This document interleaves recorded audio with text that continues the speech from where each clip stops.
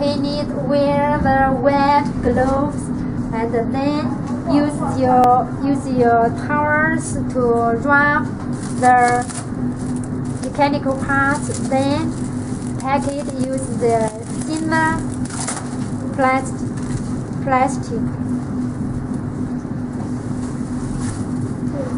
Then foam outside to ensure it is not being damaged.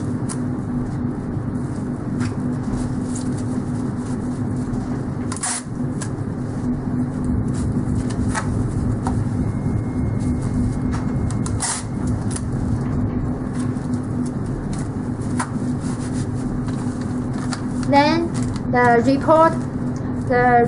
achievement report about each accuracy and step on our company step.